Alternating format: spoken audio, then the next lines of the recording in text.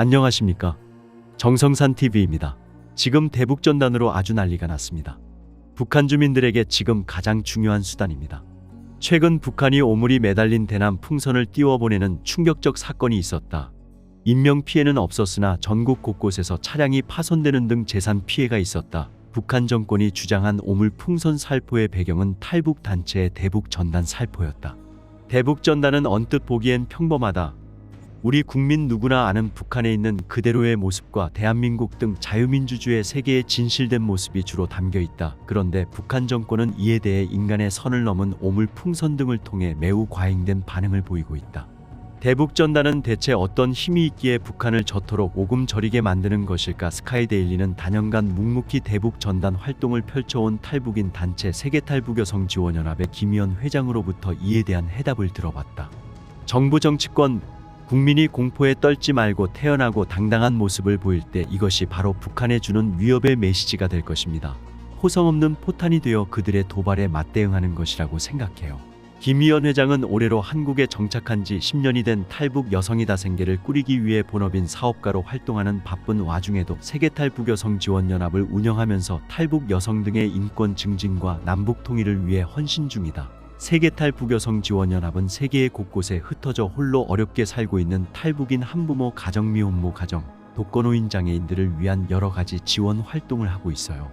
남과 북 두 곳을 경험한 증인으로서 남북한 간 사회 문화의 이질성을 인정하고 알아가도록 하는 사회문화 통합 프로그램을 진행하고 있죠. 지역 주민들과의 커뮤니케이션을 위한 사업 및 북한 인권과 대한민국 안보를 위한 여러 사업도 끊임없이 진행하는 단체입니다. 세계탈북여성지원연합이 다른 탈북인 단체와 대북전단 활동을 전개한다는 건 탈북인 사회정치권 등에서 공공연한 비밀이다.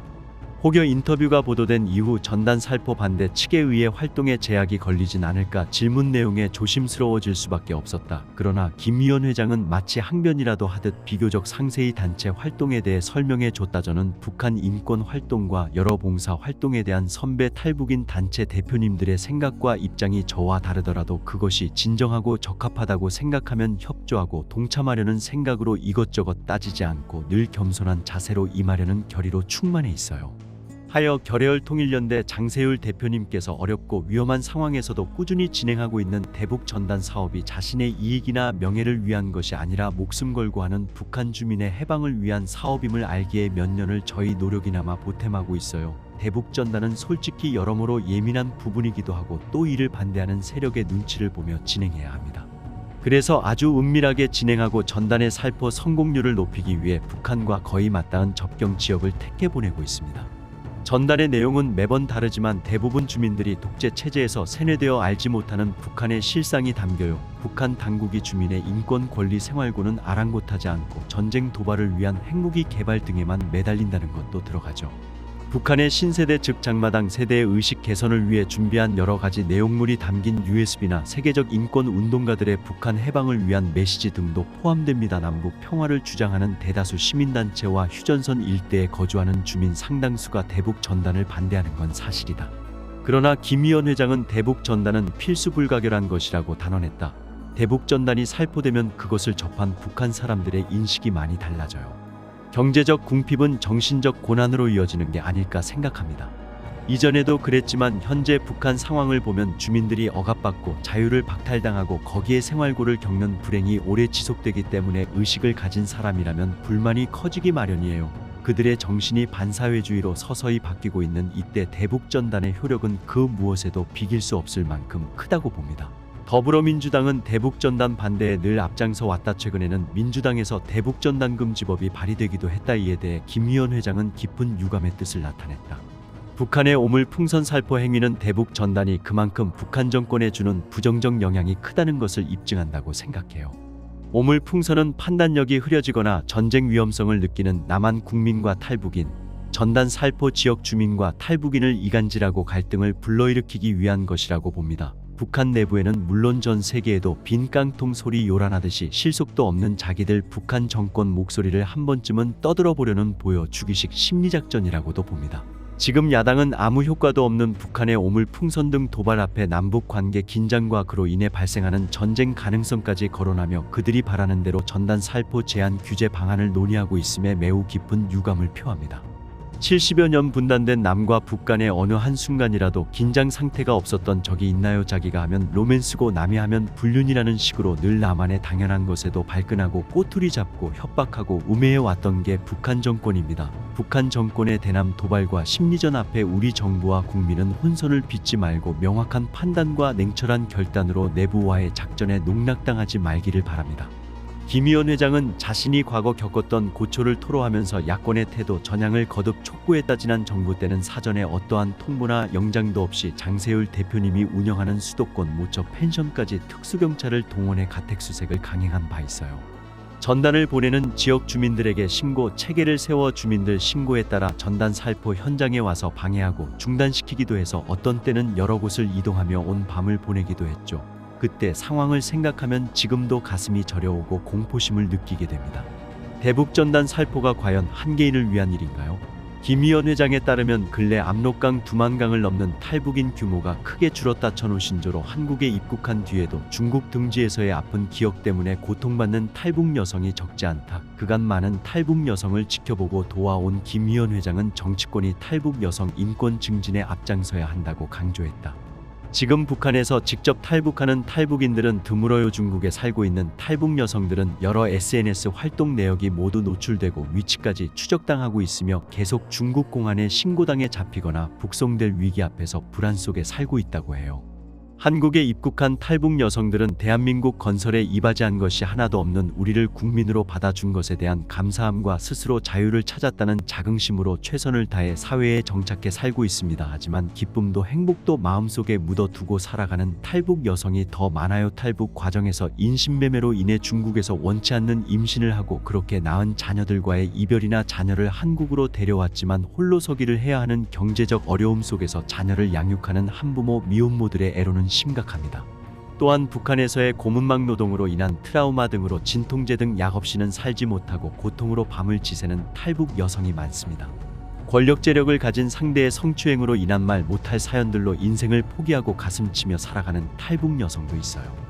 바람은 단 한 가지입니다. 중국에서 중국인과 탈북 여성 사이에서 태어난 자녀들에 대한 특별 혜택 병명도 알 수 없는 채로 시름시름 앓으며 고통 속에 살아가는 탈북 여성들에 대한 의료 혜택이 주어지기를 바랍니다.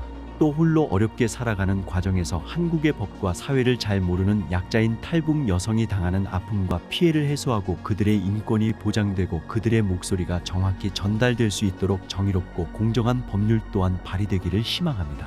앞서 통일부는 2020년 대북전단 살포 행위가 접경지역 주민의 생명과 안전을 위협하고 한반도 긴장을 초래한다는 이유로 이 단체의 설립 허가를 취소했다. 이에 단체는 통일부 장관을 상대로 설립 허가 처분 취소를 요구하는 소송을 냈고 대법원은 지난해 설립 허가 취소는 부당하다며 원고 승소로 판결했다. 2020년에는 남북관계발전법이 대북전단 살포 금지 조항을 포함하도록 개정되기도 했지만 지난해 9월 헌법재판소가 위헌 결정을 내렸다. 당시 남북관계발전법은 선전, 증여 등을 목적으로 전단, 물품, 금전 또는 그 밖의 재산상 이익을 승인받지 않고 북한의 불특정 다수인에게 배부하거나 북한으로 이동시키는 행위를 금지하고 이를 위반한 경우 3년 이하의 징역 또는 3천만 원 이하의 벌금에 처하도록 하고 있었다. 이를 두고 한반도 인권과 통일을 위한 변호사 모임 등은 표현의 자유, 행복 추구권 등을 제한한다며 헌법 소원 심판을 청구했다.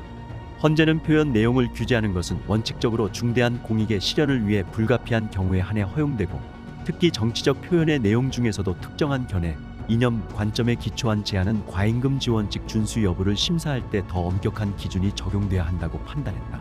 이어 심판 대상 조항은 전단 등 살포를 금지하면서 미수범도 처벌하고 징역형까지 두고 있는데 이는 국가형벌권의 과도한 행사라며 접경지역 주민의 안전이 확보되고 평화통일의 분위기가 조성될지는 단언하기 어려운 반면 심판 대상 조항이 초래하는 정치적 표현의 자유에 대한 제한은 매우 중대하므로 법익의 균형성도 인정되지 않는다고 설명했다. 다만 헌재 관계자는 입법자는 향후 전단 등 살포가 이루어지는 양상을 고찰해 접경지역 주민의 안전보장을 위한 경찰 등의 대응 조치가 용이하게 이루어질 수 있도록 전단 등 살포 이전의 관계 기관에 대한 신고 의무를 부과하는 등 입법적 조치를 고려할 필요가 있다고 전했다. 헌법재판소가 지난 9월 대북전단 살포를 금지한 남북관계발전법 조항이 위헌이라고 판단한 지 6개월이 지나면서 대북전단 단체들이 활동 재개를 준비 중이다. 남풍이 불어 대북전단 살포가 활발하게 이뤄지는 여름철을 앞두고 탈북자 활동가들 사이에선 대북전단의 유효성, 단체 운영의 투명성 등을 둘러싼 상호 비방과 고발전도 벌어졌다. 20일 경향신문 취재를 종합하면 탈북인단체 총연합 대표 한창권 씨는 지난 13일 북한동 포직접 돕기운동 대북풍선단장 이민복 씨를 사기 등의 혐의로 서울중앙지검에 고발했다. 탈북 후 1995년 한국에 정착한 이민복 씨는 2004년부터 대북전단 살포 활동을 한 1세대이자 원조로 꼽힌다. 한창권 씨는 이민복 씨와 함께 활동한 적이 있다. 한창권 씨는 북한 내륙 깊이 전단을 살포하는 것은 불가능하다고 주장한다. 대북전단 살포는 대형 비닐 풍선에 전단과 라디오 등 물품을 담아 보내는 방식으로 이루어진다. 한창권 씨는 추진체 없는 풍선이 바람의 힘만으로 변화무쌍한 대기층을 뚫고 북한 내륙까지 도달할 수 없다고 했다. 한창권 씨는 고발장에서 이민복 씨가 이런 사실을 알면서도 전단의 크기나 수량도 제대로 알리지 않고 후원금을 받아 불투명하게 결산해왔다고 했다. 한창권 씨는 지난달 28일 서울 서대문구 경찰청 앞에서 이런 주장을 알리는 기자회견도 했다. 이민복 씨는 한창권 씨가 개인적 앙심을 품고 자신을 비방하고 있다고 말했다. 이민복 씨는 기자와 통화하며 한창권 씨는 나에게 배워 대북전단 살포 활동을 하던 사람이라면서 한창권 씨가 탈북단체 대표라고 자칭하면서 개인적인 앙심을 품고 나와 다른 활동가들을 모욕하고 비방한다고 했다.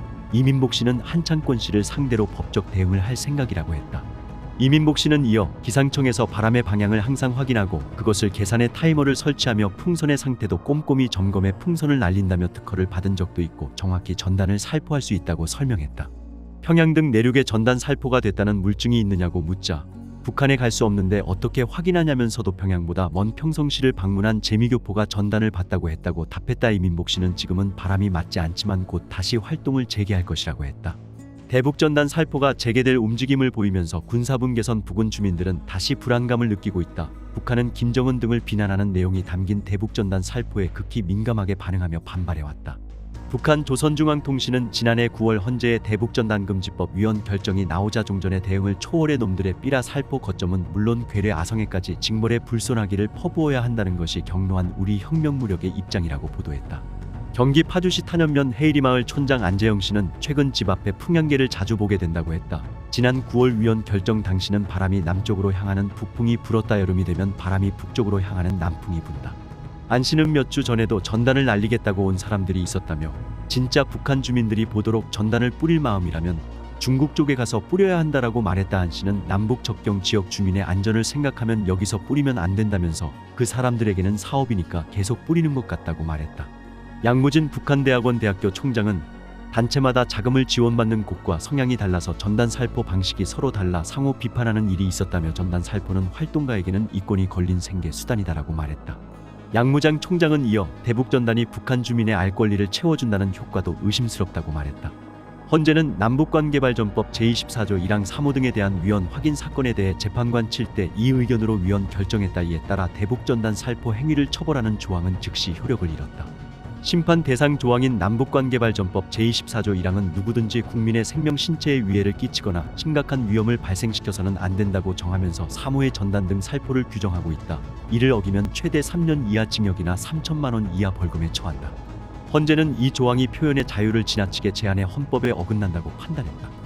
헌재는 국민의 생명 신체 안전을 보장하고 남북 간 긴장을 완화하며 평화 통일을 지향해야 하는 국가 책무를 달성하기 위한 것으로서 입법 목적이 정당하다면서도 제한되는 표현의 내용이 매우 광범위하고 최후의 수단이 돼야 할 국가 형벌권까지 동원해 표현의 자유를 지나치게 제한한다고 밝혔다.